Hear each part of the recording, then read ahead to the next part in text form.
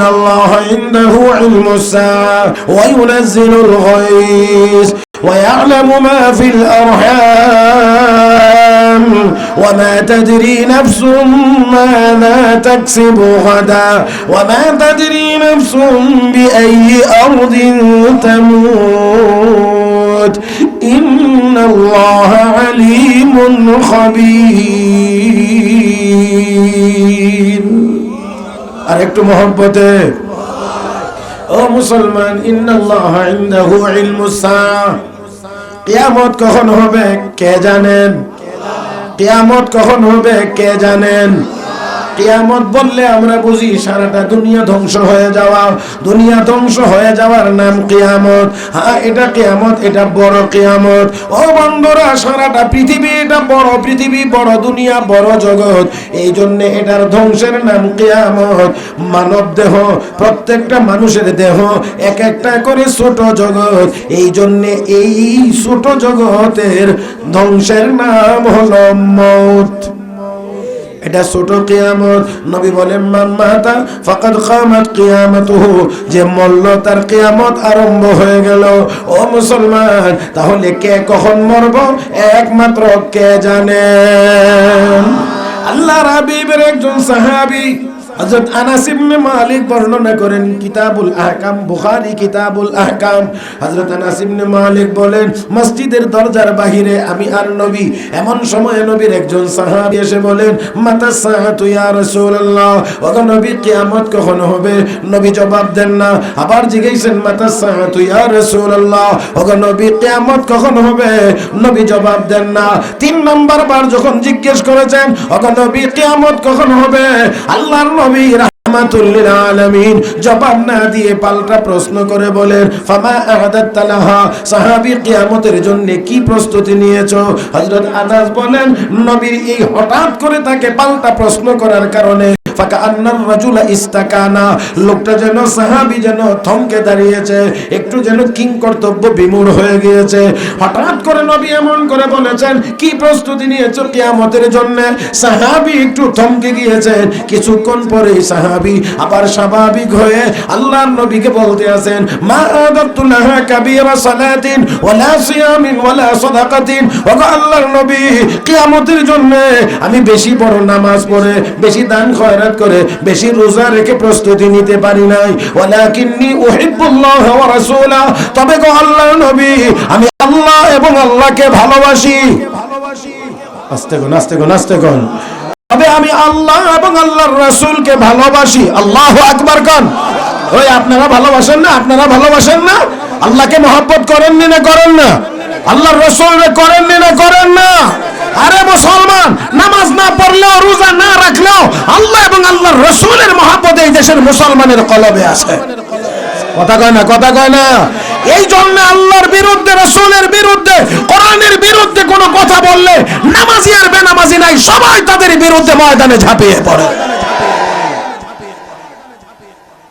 সাহাবী বলেন, মা আদাতু লাহা কাবীরা সালাতিন ওয়ালা সিয়ামিন ওয়ালা সাদাকা, ওগো নবী কিয়ামতের জন্য আমি প্রস্তুতি ভালো নিতে পারি নাই, বেশি নামাজ পড়ে নিতে পারি নাই, বেশি রোজা রেখেও নিতে পারি নাই, বেশি দান খয়রাত করেও নিতে পারি নাই। ওয়ালাকিন্নী উহিব্বুল্লাহ ওয়া রাসূলা, আমি আল্লাহ এবং আল্লাহর রাসূলকে মহব্বত করি।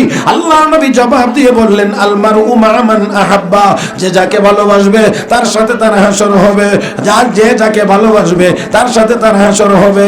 আমি এবার আপনাদের কাছ থেকে ভালো আওয়াজে জবাব চাইবো, নেইমারের সাথে হাসর কেউ চাননি? রোনাল্ডোর সাথে চাননি? মেসির সাথে তো অবশ্যই চান। হ্যাঁ, বুঝে কইছে? বুঝে কইছে না? না বুঝে বলছে? ও মুসলমান, যদি চান না, তাহলে তোমার মাথা কেমন করে মেসির মাথার মতো হয়? তোমার তোতা কেমন করে মেসির তোতার মতো হয়? তোমার মাথার চুল কেমন করে নেইমারের মাথার চুলের মতো হয়? তাহলে তো বোঝা গেল আলমার উমা মান আহাব্বা। ও বন্ধুরা, যে যাকে ভালোবাসে তার সাথে হাসর। আর মান তাশাব্বা বিকওমিন ফাহুয়া মিনহুম, যাকে দেখতে যার মতো সে তার মতো। কয় না, কয় না, কয় না, কয় না, কয় না। এ মুসলমান, আসুন, তাহলে আসুন বলতে চায় তোমার আমার নবীর চাইতে সুন্দর মাথা কারো নাই। অনুসরণ যদি করা লাগে নবীর মাথার মতো তোমার আমার মাথা হবে। জোরে জোরে জোরে জোরে জোরে। হে মুসলমান, আমরা আল্লাহ এবং আল্লাহর রাসূলকে ভালোবাসি, অবশ্যই অবশ্যই অবশ্যই। সাহাবী যখন এই কথা বলেছেন, আল্লাহর নবী কয় যার সাথে যার মহব্বত তার সাথে তার হাসর হবে। অন্য বর্ণনায় আছে আল-মারউ মা মান আহাব্বা ওয়া আনতা মা মান আহবাবতা। সাহাবী তুমি আমাকে ভালোবাসো, তোমার হাসর আমি বিশ্ব নবীর সাথে হবে। ও মুসলমান, আমার বলার কথা ছিল কখন মরবো কেউ জানি। আরে আস্তে কখন মরবো কেউ জানি না, জানি না, জানি বলে জানা নাই। আমরা এখানে যারা বসেছি, আমি আপনাদেরকে প্রথমত লক্ষ্য করে বলছি, আমার আপনার হায়াতের অনেকটা সময় পার হয়ে গেছে। হ্যাঁ, অনেকটা সময় পার হয়ে গেছে। সামনে কতটুকু আছে কারো জানা? মদিনার ইমাম হযরত ইমাম মালিক ইবনে আনাস রাহমাতুল্লাহি আলাইহি, তিনি মদিনা শরীফ ওনার বাড়ি। মনের একান্ত কামনা যে আমার ইন্তেকালটা যেন মদিনায় হয়, যাতে করে আমার দাফনটা মদিনাতে হয়। কথা বুঝছেন নি? ওনার মনের কামনা, বাড়িও মদিনা, এই জন্য ওনার মনে মনে কামনা আমার ইন্তেকালটা মদিনায় হলে, আমার মওতটা মদিনায় হলে দাফনটা মদিনায় হবে। এই জন্য ওনার খুব ইচ্ছা যে মদিনায় দাফন হবে। এই জন্য খুব বেশি দূরে সহজে যাইতে চান না, কারণ দূরে গিয়ে মারা গেলে মদিনায় লাশ আসবে না। এটা বাংলাদেশ না তো, রাজশাহী মরলে সিলেটের না দাফন কয় না। নিয়ম হলো মুসলমান যেখানে মরবে তার পাশের কবরস্থানেই দাফন হবে, এটাই নিয়ম। নেওয়ার সুযোগ থাকলে নিতে পারবেন কি পারবেন না এটা মুফতি সাহেবদের কাছ থেকে জেনে নেবেন। আমার ভাইয়েরা, তো ইমাম মালিক রাহমাতুল্লাহ আলাইহির কামনা হলো মদিনায় ওনার দাফন যেন হয়। এখানে কামনা করার কারণ আছে। আপনারা একটা কথা একেবারে আমার চেহারার দিকে তাকায় শুনতে হবে। আমরা এখন যে জমিনের উপরে আছি এটাকে বলা হয় জমিনের পিঠ। এই যে এই উপরের অংশটা হলো জমিনের পিঠ। আর যদি মাটি খনন করে ভিতরে যান এটার নাম পেট। এই উপরের অংশটা হলো জমিনের পিঠ, ভিতরের অংশটার নাম জমিনের পেট। একটাকে বলা হয় ভূগর্ভ আর একটা বলা হয় ভূপৃষ্ঠ। কথা বুঝছেন এখন? এটা তো সবার জন্য বোঝা একটু কঠিন হবে, এই জন্য আমি বলছি উপরের অংশটার নাম জমিনের পিঠ, ভিতরের অংশটার নাম জমিনের পেট।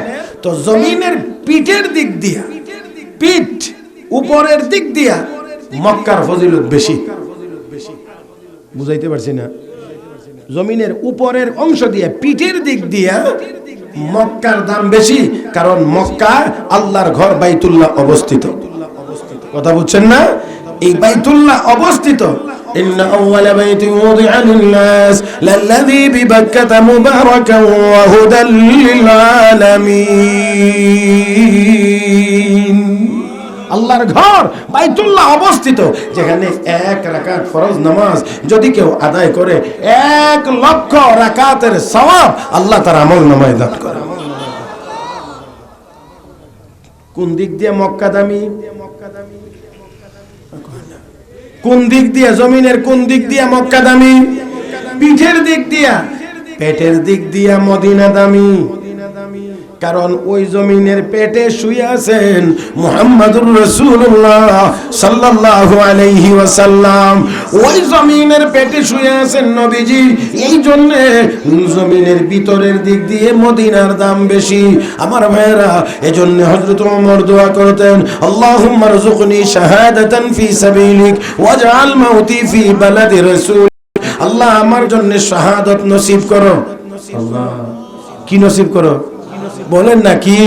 শাহাদাতের কথা শুনলে, শহীদ হওয়ার কথা শুনলে, জিহাদের কথা শুনলে অন্য অনেক কিছুর গন্ধ তালাশ করি, না জানি কি না জানি কি না জানি কি। আরে মুসলমান, শাহাদাতের উপরে মুসলমানের আর কোনো মওত হতে পারে না। আরো জোরে, আরো জোরে। ভারতবর্ষের কৃতি সন্তান, ব্রিটিশ বিরোধী আন্দোলনের বীর সেনানী। দেখেন আমাদের বড়রা, আমাদের বুজুর্গরা যারা ব্রিটিশদের বিরুদ্ধে আন্দোলন করেছে, সারা জীবন তাদের বিরুদ্ধে লড়াই করেছে, মাথা নত করে নাই। শাহাদত বরণ করেছে কিন্তু মাথা নত করে নাই। এই ঠিকটাও যেন সবাই বুঝে। এজন্য চাইছে, না জানি কোন দেশে ঘুরতে আছে আল্লাহ জানে। আর একটু জোরে কন। জি, আমাদের মুরব্বীরা, উলামায়ে দেওবন্দ, আল্লাহর এই বান্দারা এই ব্রিটিশদের বিরুদ্ধে আন্দোলন করেছে, বাতিলের বিরুদ্ধে আন্দোলন করেছে, জীবনের সব বিসর্জন দিয়েছেন কিন্তু মাথা নত করেন নাই। আলেম উলামাদের এক বিশাল কাফেলাকে নেওয়া হয়েছে, ফাঁসিতে ঝুলানো হবে। ইংরেজ লাল কুকুরের বাচ্চা গিয়ে কয়, মৌলবীর দল, আগামী অমুক দিন তোমাদের ফাঁসি হবে, আগামী অমুক দিন তোমাদের ফাঁসি হবে। এই কথা বলা মাত্রই সকল উলামায়ে কেরাম একসাথে হাসি মারছে। কি মারছে? হাসি দিছে। শুনাইছে ফাঁসির কথা, মারছে হাসি। আচ্ছা বলেন দেখি, এবারে তো বেকল হয়ে গেছে, কি করে ফাঁসির খবর শোনাইলাম, একটু কান্ত না হইলে কান্নার বান করতো, মৌলবীর দিয়ে হাসে, বুঝে না নাকি? জিগা মোল্লার দল, বুঝছো আমি কি বলছি? হ্যাঁ বুঝেছি। কি বলছি? ফাঁসির কথা বলছো। তো ফাঁসির সাথে তোমরা হাসির কি সম্পর্ক? উলামায়ে কেরাম জবাব দিয়ে বলেন, তোমরা বুঝবে না, আমাদের মুসলমানের মৌতের সাথে ফাঁসির সাথে হাসির সম্পর্ক আছে। কয় না, কয় না, কয় না। কেমন করে? শোনো, আমরা মুসলমান, আমরা সব সময় একটা চিন্তার মধ্যে, ভয়ের মধ্যে থাকি, ঈমান নিয়ে আমরা মরতে পারবো কিনা, আর ঈমান নিয়ে মরতে না পারলে জান্নাত পাওয়া যাবে না। কিন্তু যখন তুমি আমাদেরকে শোনাইলা আমাদের ফাঁসি হবে অমুক দিন, ঈমানের অবস্থায় কাফেরদের হাতে যদি আমাদের মওত হয়, ফাঁসি হয়, আমরা হব শহীদ। আর নবী ঘোষণা করেছেন, শহীদরা বিনা হিসাবে জান্নাতি। হযরত ওমর দোয়া করতেন, আল্লাহুম্মা রযুকনি শাহাদাতান ফি সাবিলিক, আল্লাহ আমার জন্য শাহাদাত নসিব করো। ওয়াজআল মাউতি ফি বালাদি রাসূলিক, আল্লাহ আমার মরণটা যেন তোমার রাসূলের শহরে হয়, তথা মদিনায় হয়। হযরত ইমাম মালিক ইবনে আনাস রাহমাতুল্লাহি আলাইহি উনিও এমনই কামনা করতেন, আমার মওত যেন মদিনায় হয়, আমার দাফনটা যেন মদিনায় হয়। মুসলমান মক্কা শরীফ থেকে কানা কাবার ইমামত জন্য প্রস্তাব এসেছে, মক্কায় আপনাকে ইমামতি করতে হবে, বাইতুল্লাহর ইমাম। এবার তিনি ইস্তেখারা করলেন, চিন্তা ভাবনা করতেছেন, মক্কায় যাব কি যাব না, যদি যায় ওইখানে যদি মওত হয়ে যায়, লাশ মদিনায় আসবে না, আমার দাফনও মদিনায় হবে না। ইস্তেখারা করলেন, ঘুমাইলেন, স্বপ্ন জগতে রাহমাতুল লিল আলামিন ইমাম মালিক রাহমাতুল্লাহ আলাইহিকে 5খানা আঙ্গুল মুবারক দেখাইলেন। আস্তে গন, আস্তে গন, আস্তে গন। এ মুসলমান, এবার আপনারা আরেকটা কথার জবাব দিবেন, আমার নবী মরে পচে গলে শেষ হয়ে গেছে। কয় না রে, কয় না, জোরে কয় না, জোরে কয় না। ও বন্ধুরা, আমার নবী মরে পচে গলে শেষ হয়ে যায় না। আমার নবী দুনিয়া থেকে রওজায়ে আতহারে গিয়েছেন, দুনিয়া থেকে যেই মাত্র কবরে রওজায়ে আতহারে হয়েছে, আমার নবীর রূহ মুবারক, নবীর দেহ মুবারকে আল্লাহ ফিরিয়ে দিয়েছেন। দুনিয়ার এই দেহ নিয়ে আমার নবী রওজায়ে আতহারে আছেন, এখানে শুয়ে শুয়ে আল্লাহর মারিফতের মজা ভোগ করতে আসেন। আমার ভাইয়েরা, আমার বন্ধুরা, আল্লাহর হাবিব রাহমাতুল লিল আলামিন রওজায়ে আতহারে আছেন, সশরীরে জিন্দা আছেন, সশরীরে জিন্দা আছেন। কোনো সন্দেহ, কোনো সন্দেহ, কোনো সন্দেহ নাই। ও মুসলমান, দলিলের ভিত্তিতেও তা প্রমাণিত, ঐতিহাসিক ভাবেও তা প্রমাণিত। রাহমাতুল লিল আলামিন 5খানা আঙ্গুল মুবারক দেখাইছেন। 5খানা আঙ্গুল মুবারক দেখে স্বপ্ন থেকে যখন ঘুম ভাঙছে ইমাম মালিক রাহমাতুল্লাহি আলাইহি এবার একটু চিন্তিত, নবী আমাকে 5 আঙ্গুল মুবারক দেখাইলেন, তাহলে কি আমার 5 হায়াত 5 দিন, আমার হায়াত কি 5 মাস, আমার হায়াত কি 5 বছর, আমার হায়াত কতদিন? 5 আঙ্গুল মুবারক দেখাইলেন নবী। বুঝে উঠতে পারছিলেন না তাবির বা ব্যাখ্যার জন্য হযরত মুহাম্মদ ইবনে সিরিন রাহমাতুল্লাহি আলাইহির কাছে গেলেন, গিয়ে বললেন, আমি এমন স্বপ্ন দেখেছি রাহমাতুল লিল আলামিন আমাকে 5 খানা আঙ্গুল মুবারক দেখাইছেন স্বপ্নে। এখন আমার হায়াত কি 5 দিন না 5 বছর না 5 মাস, কতদিন আমি বুঝতে পারছি না। ইমাম মুহাম্মদ ইবনে সিরিন রাহমাতুল্লাহি আলাইহি বলেন, ও ইমাম মালিক, না না না, আপনাকে নবী 5 দিনও বলেন নাই, 5 মাসও বলেন নাই, 5 বছরের কথাও বলেন নাই। আমার নবী আপনাকে 5 আঙ্গুল মুবারক দেখাইয়া এমন 5টা জিনিসের প্রতি ইশারা করেছেন যা একমাত্র আল্লাহ ছাড়া আর কেউ জানেন না। 5টা জিনিস আল্লাহ ছাড়া কেউ জানে না। 1 নাম্বার, ইন্নাল্লাহ ইনদাহু ইলমুস সাআহ, কিয়ামত কখন হবে, মানুষ কখন মরবে, এটা দুনিয়ার কেউ জানে না, একমাত্র কে জানেন? এই সব জবানে বলেন, কে জানেন?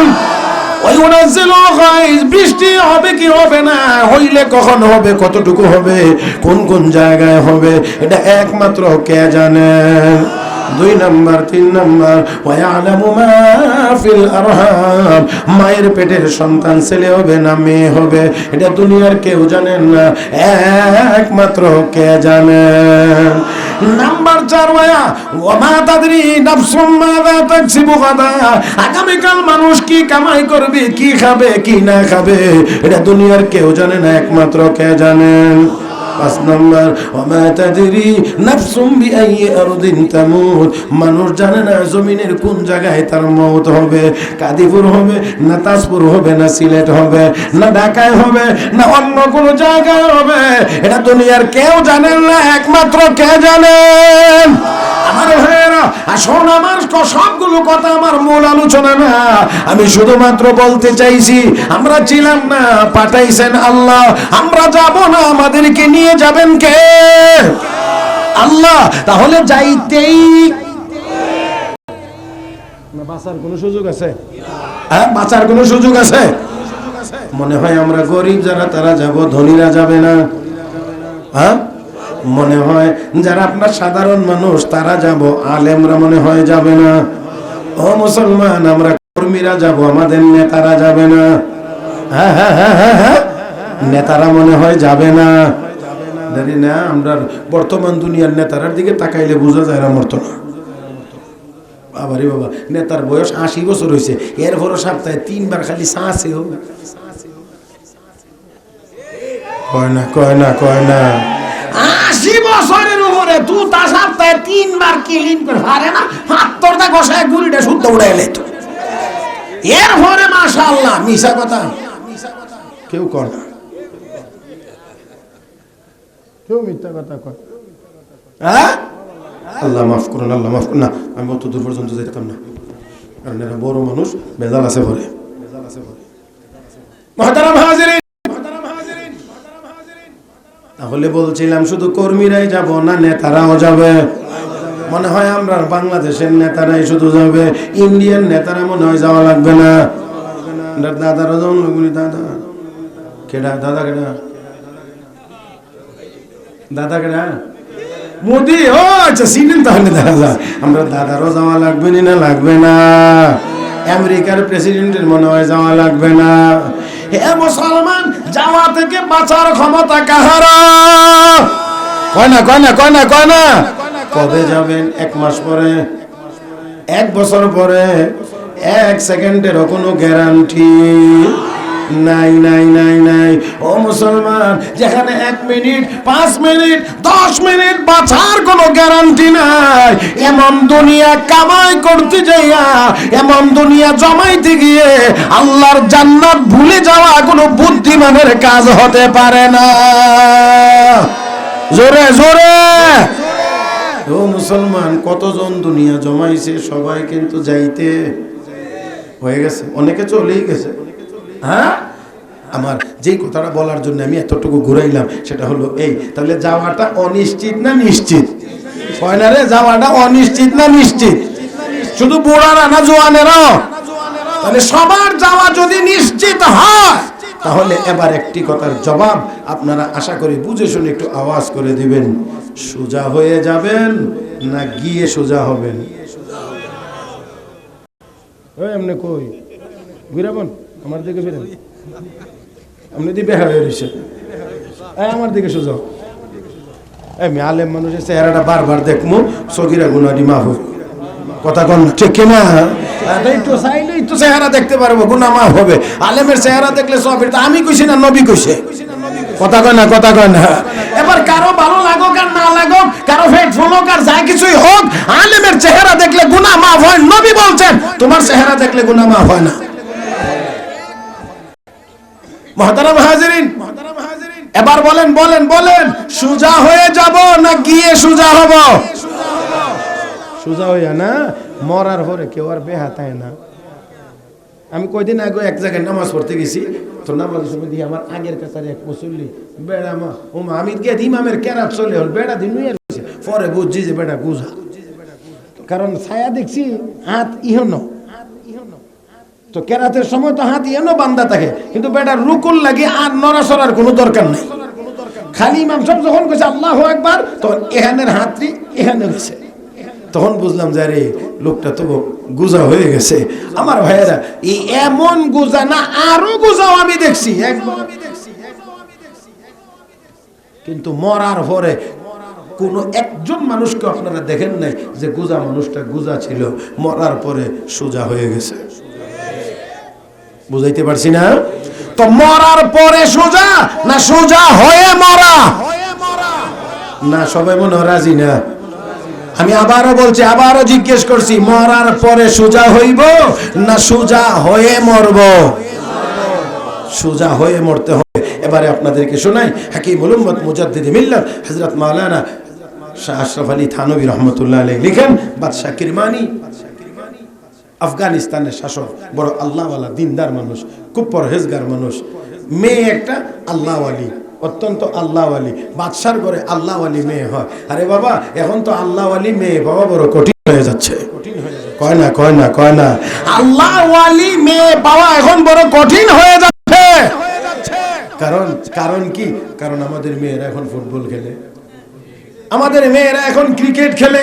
শুধু বাংলাদেশের ভিতরে খেলে না, বাহিরেও খেলে। মাশাআল্লাহ, এরা একটু বড় আল্লাহওয়ালি।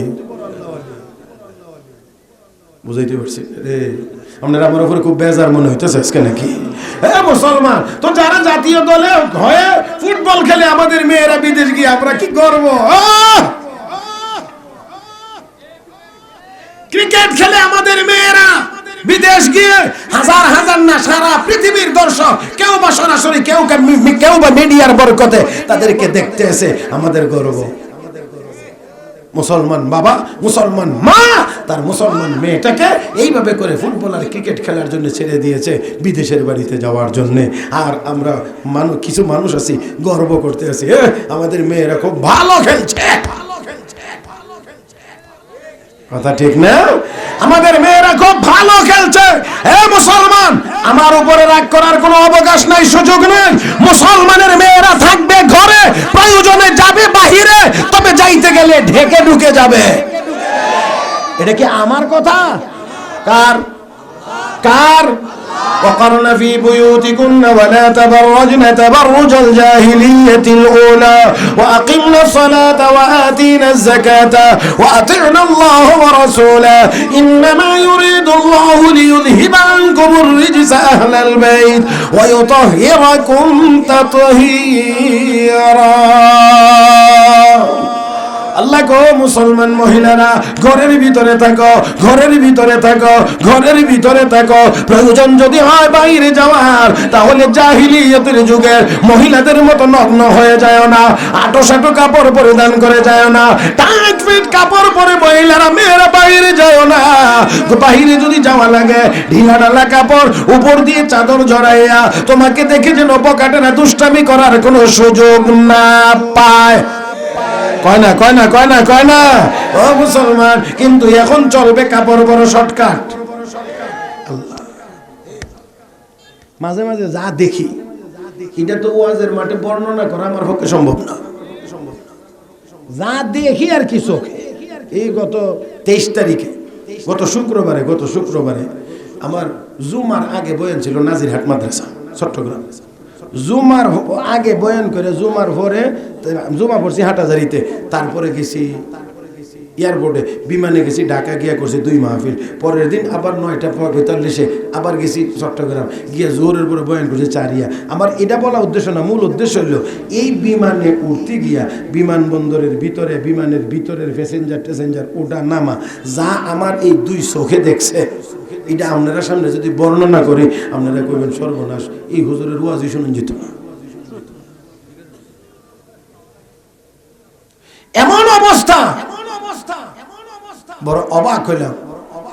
যতটুকু আন্দাজ করে বুঝতে পারছি, একজন একটু বয়স্ক মহিলা, তার সাথে 2 জন যুবতী মেয়ে। ভাবে সাবে বুঝলাম এটা হবে মা আর ওই 2 জন হবে মেয়ে।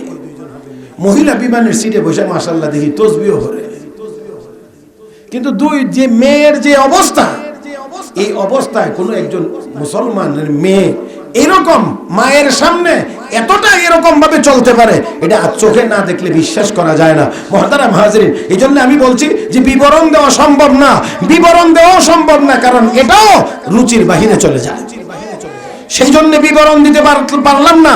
ও বন্ধুরা, তবে এতটুকু বুঝে নিতে হবে যে আজকে আমাদের অবস্থা কোথায় গিয়ে দাঁড়িয়েছে। আজকে আমাদের অনেক মেয়েদের চলাফেরা দেখলে বোঝাই যায় না এটা মুসলমানের মেয়ে না খ্রিস্টানের মেয়ে। চলবে এমন করে। আবার যদি কোনো অঘটন দুর্ঘটনা ঘটে, তখন বিচারটা চাইবো একেবারে সৌদি আরবের আইনে। আমাদের উপরে নির্যাতন, আমাদের উপরে এই সেই অমক তমক। তো সৌদি আরবের বিচার চাইলে সৌদি আরবের মতো পোশাক পরে চলো, কয় না? মুহতারাম হাজরিন, আল্লাহ আমাদেরকে বুঝার তৌফিক দান করুন। আমরা আসি একতরফা একদিকে চলি, যার কারণে আমাদের সমস্যার সমাধান হয় না। আল্লাহ আমাদের সবাইকে বুঝার তৌফিক দান করুন। মহব্বতের সাথে সবাই মিলে বলি আমিন। মুসলমান মহিলারা ঘরে থাকবে, প্রয়োজন হলে বাহিরে যাবে, তবে অবশ্যই খোলা মেলা না, একটু ঢেকে যাইতে হবে। কথা বলেন না কেন? আমার বন্ধুরা, যদি ঢেকে যায়, পর্দার ভিতরে থাকে, তাহলে অবশ্যই তার ইজ্জত সম্মান সব কিছুর গ্যারান্টি থাকবে, নিরাপত্তা থাকবে। মানে না, এই জন্য নিরাপত্তাও নাই। আজকে হাটে ঘাটে চলন্ত গাড়িতে তাদের ইজ্জত সম্মান নষ্ট হয়। এই জন্য আমি বলি, কোনো আইন দিয়ে নির্যাতন বন্ধ করা যাবে না। একমাত্র আল্লাহর আইন মানলেই নিরাপত্তার গ্যারান্টি হতে পারে। আমার ভাইয়েরা, আমার বন্ধুরা, বাদশা কিরমানি বাদশা, কিন্তু তার ঘরে আল্লাহওয়ালি মেয়ে, আল্লাহওয়ালি। এই জন্য একজন আল্লাহওয়ালা ছেলে তালাশ করেন বিয়ে দেওয়ার জন্য। দামান হিসেবে একজন আল্লাহওয়ালা ছেলে খোঁজেন।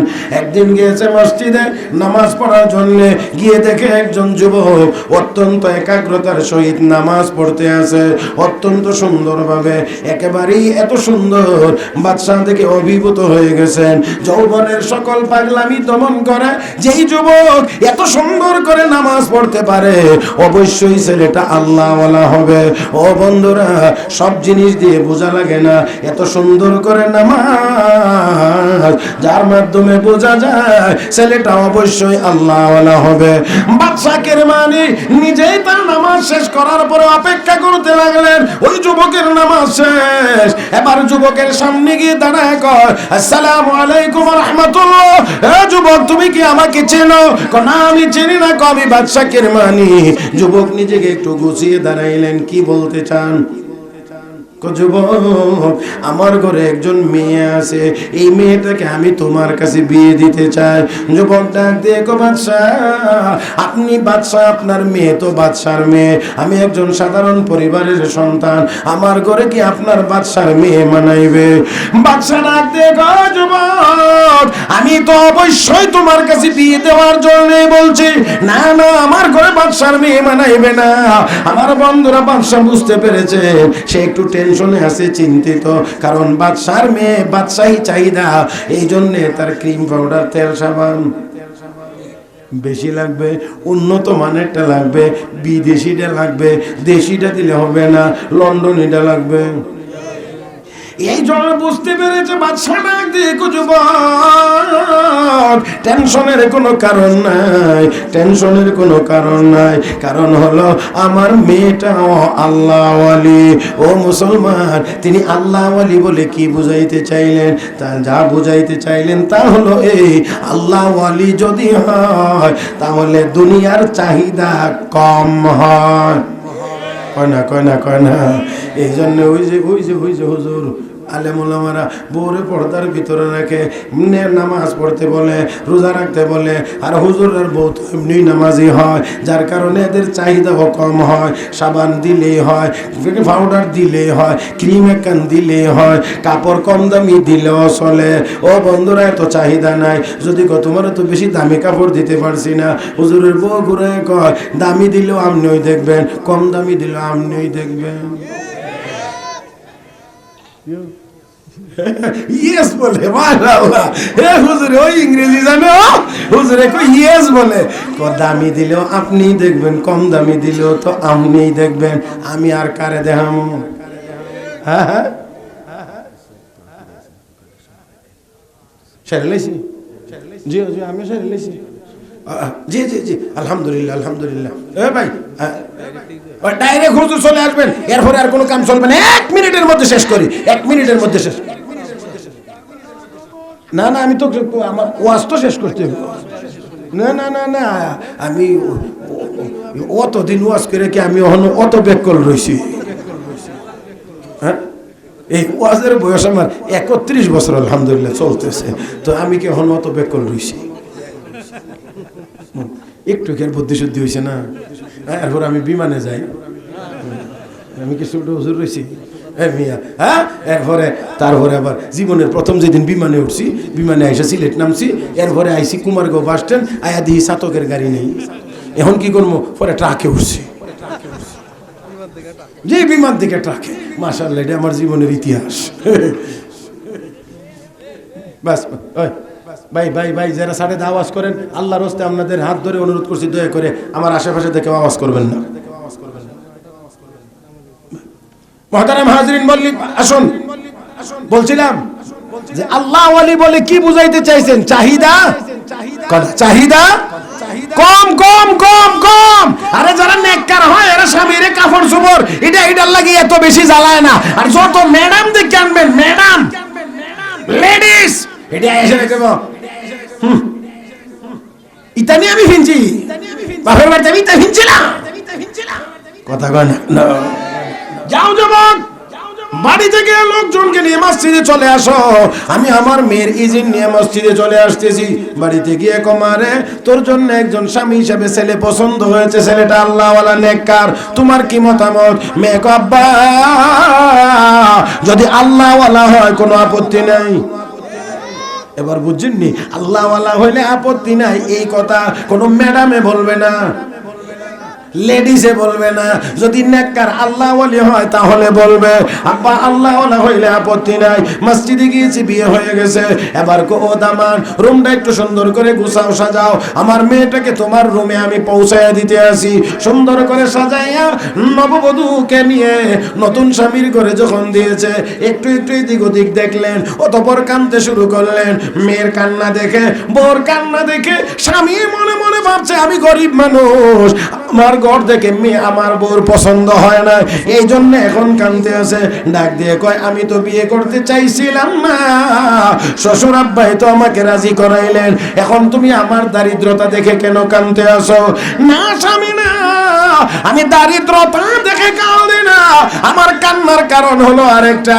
আমার আব্বা বলেছিলেন বিয়ের আগে, আমার স্বামী বলে আল্লাহওয়ালা, আপনার কাছে এসে দেখলাম আমার স্বামী তো দেখা যায় দুনিয়াদার। কেমন করে বললা দুনিয়াদার? এমনি বালিশটা একটু ধাক্কা দিছে, রুটি একটা বের হইছে, এই রুটিটার কি হাল হাকিকত, কি খবর, এই ব্যাপারে একটু বলেন। স্বামী ডাক দিয়ে কো বিবি, আজকের দিনে আমি 2টা রুটির মালিক ছিলাম, একটা সেহরি খাইলাম আর একটা ইফতারের জন্য রেখে দিয়েছি, এটা হলো সেই রুটি।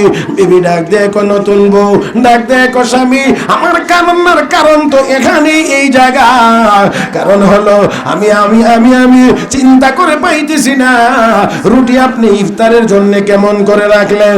2টা রুটির মালিক ছিলেন, একটা দিয়ে সেহরি খাইলেন আর একটা ইফতারের জন্য রেখে দিলেন। সেহরি থেকে ইফতারের দূরত্ব 12-14-15 ঘন্টা। যেই ব্যক্তি ইফতারের জন্য রুটি আগেই প্ল্যান করে রাখে, আমি তো বুঝতেছি এমন ব্যক্তির তো মরণের প্রস্তুতি নাই। ইফতারের আগে মরবার কোনো প্রস্তুতি আপনার কাছে নাই, তাহলে আপনি দুনিয়াদার না কে?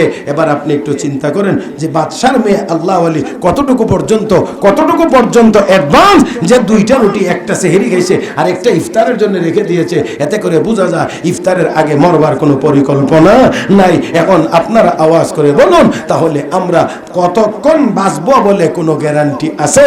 এমন কোনো কিছু আছে আমাদের কাছে? নাই নাই নাই নাই নাই। কিন্তু আমরা এমন ভাবে দুনিয়ার পিছনে ছুটছি, মনে হয় যেন কোনোদিন দুনিয়া থেকে যাওয়া লাগবে না, কোনোদিন যাওয়া লাগবে না। তাহলে যাইতে হবে, এটা অনিশ্চিত না নিশ্চিত? হয় না, অনিশ্চিত না নিশ্চিত? মহতারাম হাজিরিন, যদি নিশ্চিত হয় আমাদেরকে যাইতেই হবে, তাহলে বাঁকা হয়ে না সোজা হয়ে?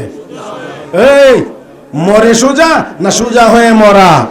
আল্লাহ রাব্বুল আলামিন বলেন, ইয়া আইয়ুহাল্লাযীনা আমানুত্তাকুল্লাহ, ঈমানদাররা ভয় করো আল্লাহকে, হাক্কা তুকাতিহি, ভয় করার মতো, ওয়ালা তামুতুন্না ইল্লা ওয়া আনতুম মুসলিমুন, সোজা না হইয়া মরো না, মুসলমান না হইয়া মরিও না। এটার তর্জমা আমি করি, সোজা না হয়ে মরিও না। তাহলে সোজা হয়ে যদি মরতে হয়, আল্লাহর হুকুম, রাসূলের তরিকা, এর বাহিরে যাওয়া যাবে না। জীবনের যে কোনো কাজ করব আল্লাহর হুকুম মোতাবেক করব, নবীর সুন্নাহ নবীর তরিকা মোতাবেক করব। সবাই বলেন রাজি আছি না ইনশাআল্লাহ? আল্লাহ আমাদের সবাইকে তৌফিক দান করুন। এবার কোনটা আল্লাহর হুকুম, কোনটা না, কোনটা নবীর তরিকা, কোনটা না, জানতে হলে অবশ্যই আমাদেরকে এই মাদ্রাসা লাগবে। কারণ এখানে যদি এক মাদ্রাসা যদি না থাকে, তাহলে আমরা জানতে পারবো না আল্লাহর হুকুম কোনটা, নবীর তরিকা কোনটা।